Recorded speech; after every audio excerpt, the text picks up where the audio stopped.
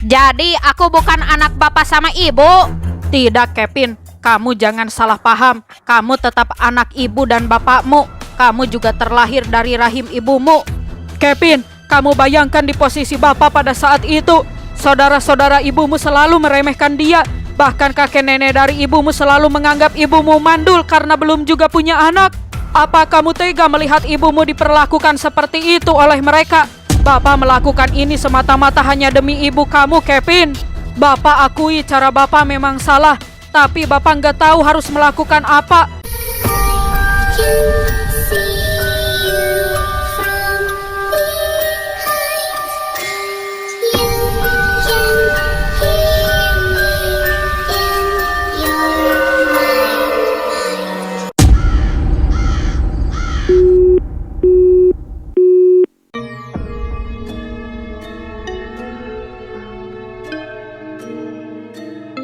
Berani-beraninya mereka melangkahiku.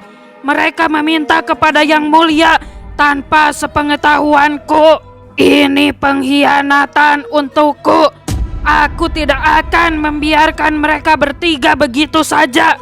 Mereka memohon-mohon kepadaku, meminta pesugihan untuk kekayaan mereka, tapi mereka melakukan sesuatu di belakangku. Sebagai dukun yang menjadi perantara pesugihan mereka, aku sangat marah dan tersinggung oleh kakak-kakakmu, Qasim. Tidak akan kubiarkan hidup tenang orang-orang yang berani mengkhianatiku.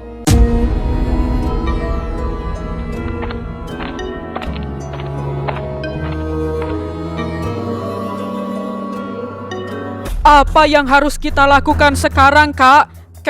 Apa kita bisa tetap melakukan ritual itu?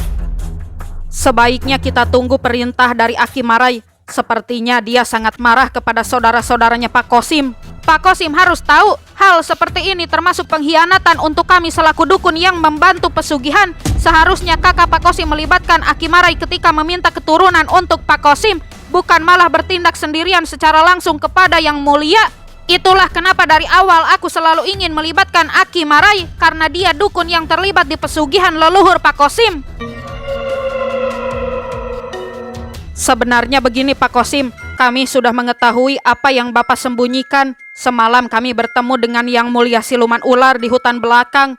Kami bertanya awal mulanya Pak Qasim memiliki hubungan dengan siluman ular bagaimana.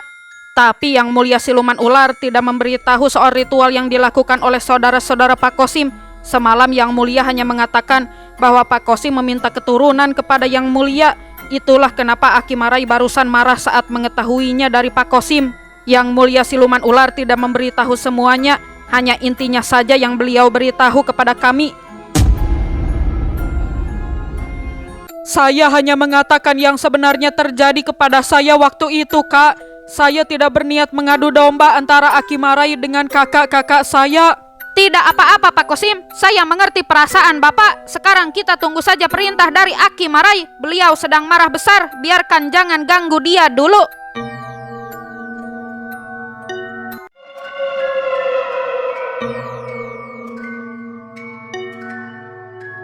Ki, mohon maaf, bukannya kami tidak mengerti perasaan Aki sekarang.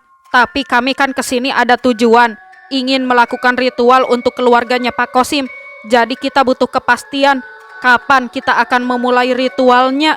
Benar itu Ki, sejujurnya kami tidak bisa berlama-lama di sini. Jadi mohon beri kami kepastian untuk melakukan ritual ini.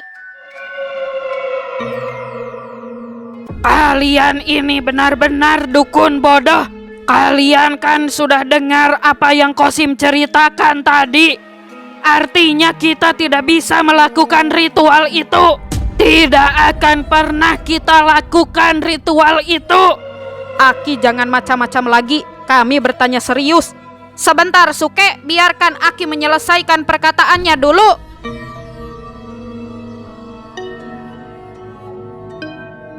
Kalau kita melakukan ritual pemutusan titisan itu, anak-anak Qasim akan mati. Karena mereka bukan hanya anak Qasim, tapi juga anak dari Yang Mulia dan Nyai Ratu Siluman Ular.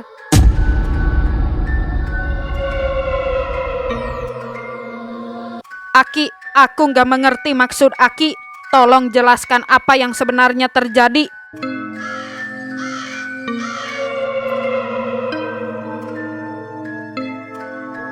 Dengarkan aku baik-baik. Ketika seseorang meminta sesuatu kepada bangsa siluman, artinya dia juga harus mengorbankan sesuatu dari hidupnya. Mereka harus saling bertukar sesuatu dengan bangsa siluman tersebut, seperti orang yang melakukan pesugihan. Kita ambil contoh apa yang dilakukan oleh ketiga kakaknya Qasim, yaitu Tirta, Didi, dan Suganda. Mereka sama-sama meminta kekayaan kepada Yang Mulia Siluman Ular, kemudian melakukan perjanjian dengannya. Mau tidak mau mereka harus menuruti apa yang diminta oleh Yang Mulia Siluman Ular, yaitu tumbal berupa nyawa manusia di setiap 10 tahun sekali. Dan yang jadi tumbalnya harus anggota keluarga mereka sendiri, entah itu istri mereka, anak, atau cucu mereka. Biasanya yang dijadikan tumbal adalah anggota keluarga yang paling disayangi.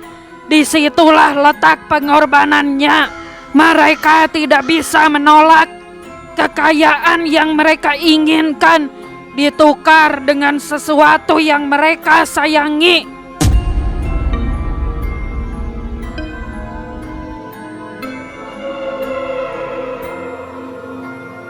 Begitu juga dengan yang terjadi kepada Qasim. Meskipun yang meminta kepada Yang Mulia adalah ketiga kakak Qasim, tapi yang terikat dengan Yang Mulia tetap Qasim dan istrinya. Jadi Qasim dan istrinya lah yang harus berkorban. Tapi ini berbeda dengan pesugihan. Kalau di dalam pesugihan Yang Mulia meminta tumbal, sedangkan di kasus Qasim ini Yang Mulia meminta kepemilikan. Yang Mulia menginginkan kepemilikan, bahwa keturunan Qasim juga merupakan keturunannya. Karena di dalam tubuh keturunan Qasim juga ada mereka. Bangsa siluman tidak akan membiarkan darahnya diberikan kepada manusia begitu saja. Sederhananya seperti ini, Suke.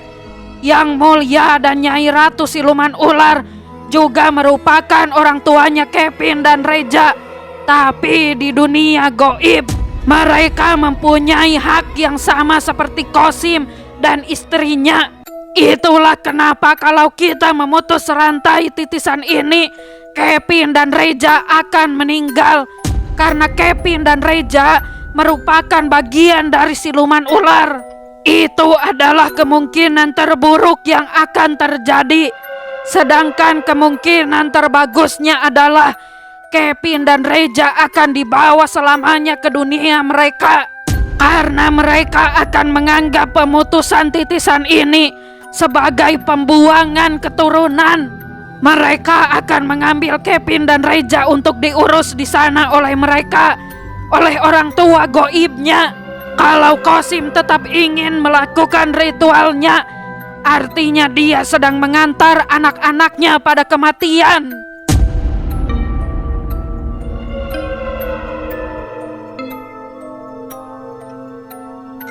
Aki, aku masih tidak mengerti bagaimana bisa Kevin dan Reja mempunyai sebagian dari siluman ular. Apa hubungannya? Begini maksud pertanyaanku. Qasim dan istrinya hanya memberi kepada siluman ular untuk diikat supaya mereka diberi keturunan. Memangnya apa yang siluman ular lakukan untuk memberi keturunan itu kepada Qasim dan istrinya?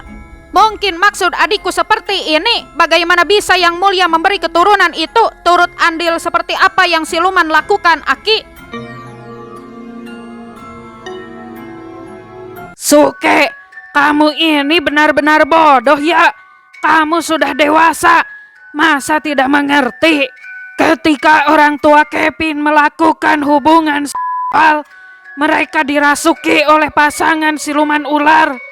Pada saat itu terjadi perselingkuhan Tuhan antara pasangan manusia dan pasangan siluman. Ibunya Kevin dirasuki Nyai Ratu, sedangkan bapaknya Kevin dirasuki Yang Mulia Siluman Ular. Turut andil mereka ya sangat besar sekali dalam memberi keturunan ini. Kamu paham, Suke? Tapi seperti ini, Ki, aku sudah mengerti soal hubungan keturunan Pak Kosim dengan siluman ular. Yang aku tidak mengerti adalah saudara-saudaranya Kosim. Kenapa mereka begitu marah sewaktu tahu kalau Kosim akan memutus rantai titisan ini? Bukannya mereka cuma perantara Kosim dengan Yang Mulia? Mereka tidak terlibat secara mendalam, kan? Kenapa mereka begitu panik?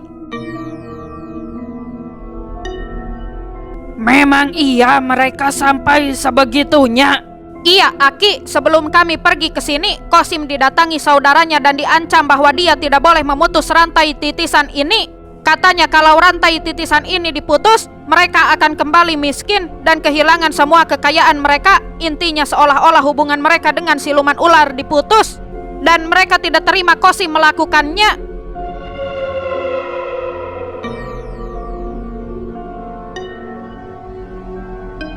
Mereka itu takut kepadaku karena hanya aku yang akan didatangi oleh Kosim. Mereka takut kalau Kosim menceritakan semuanya, termasuk tentang pengkhianatan mereka kepadaku. Mereka tahu kalau aku tidak akan diam saja ketika aku sudah mengetahui semuanya. Sudah jelas aku akan menghancurkan mereka bertiga. Aku dendam dan tidak terima dikhianati seperti itu oleh mereka. Meskipun kejadiannya sudah lama, tapi dendam harus terbayar tuntas.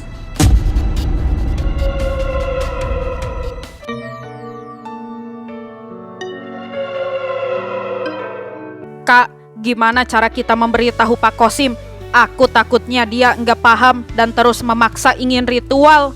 Kita jelaskan saja seperti apa yang tadi Akimarai katakan. Dia juga pasti tidak ingin kehilangan anaknya.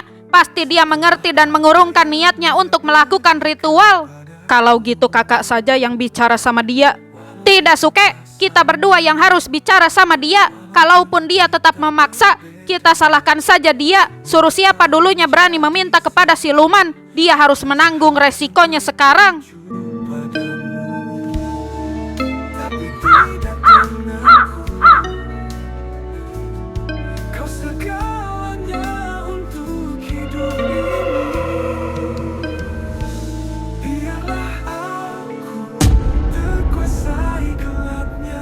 Kalau tahu akan seperti ini, aku tidak akan melakukannya dulu. Aku sangat menyesali perbuatanku dulu, Kek. Sudahlah Pak Kosim, tidak ada gunanya menyesali apa yang sudah terjadi. Lagian selama ini Kevin dan Reja hidup dengan baik. Pak Kosim sudah mengurus mereka sebagaimana mestinya. Sekarang jalani saja kehidupan Pak Kosim bersama keluarga dengan baik. Tetap saja, Kek, aku orang tua yang tidak baik untuk mereka. Kenapa dulu aku tidak berpikir panjang dan menuruti egoku begitu saja? Sudah Pak Kosim, sebaiknya sekarang terima kenyataan saja. Memang terpaksa Pak Kosim dan istri harus menerima semua ini. Tapi mau bagaimana lagi, kan?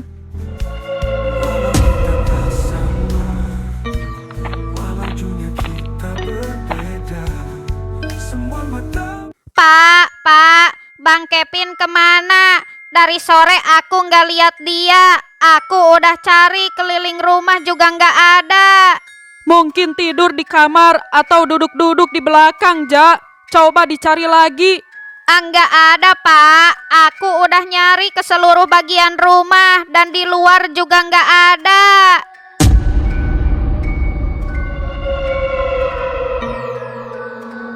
Kalian ikut aku sekarang. Kevin tidak ada di sini.